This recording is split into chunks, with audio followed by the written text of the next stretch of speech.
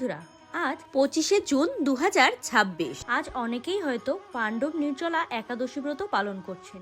একাদশী তিথি শুরু হচ্ছে 24শে জুন সন্ধে 6:12, যা শেষ হবে পরের দিন অর্থাৎ 25শে জুন রাত 8:09। তাই উদয়া তিথি মেনে একাদশী পালিত হবে 25শে জুন।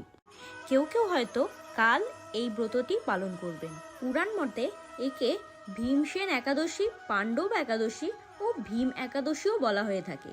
নির্জলা থেকে এই একাদশী ব্রত পালিত হয়, তাই একে নির্জলা একাদশীও বলা হয়ে থাকে। আমরা যেই একাদশী পালন করে থাকি তা সমস্তই লক্ষ্মী এবং নারায়ণের উদ্দেশ্যেই পালন করা হয় এবং বলা হয়ে থাকে একাদশী পালন করলে ভগবান শ্রী বিষ্ণু বিশেষভাবে সন্তুষ্ট হন।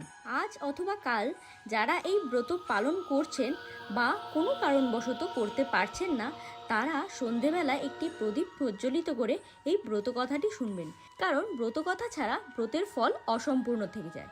তো চলুন শুরু করা যাক। সনাতন ধর্ম সম্পর্কে আরও অনেক জানতে হলে চ্যানেলটি সাবস্ক্রাইব করে বেল আইকনটি প্রেস করে পাশে থাকবেন প্লিজ।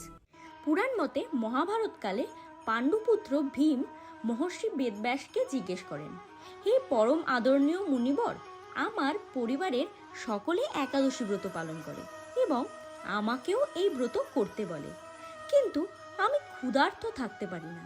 অতএব আপনি আমাকে জানান যে উপবাস না করে একাদশী ব্রতের ফল কিভাবে লাভ করা যেতে পারে।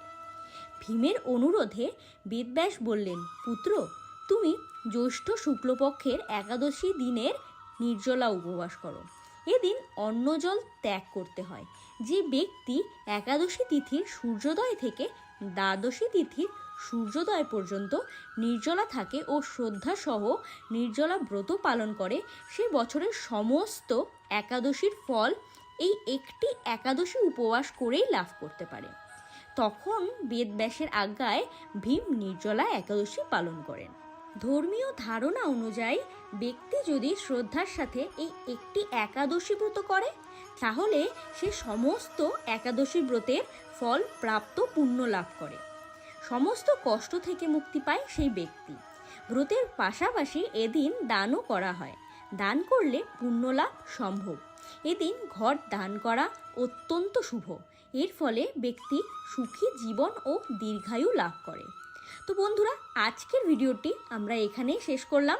দেখা হচ্ছে নতুন একটি ভিডিও নিয়ে। Till then tata, take care of yourself and your mom dad. জয় শ্রীকৃষ্ণ, রাধে রাধে।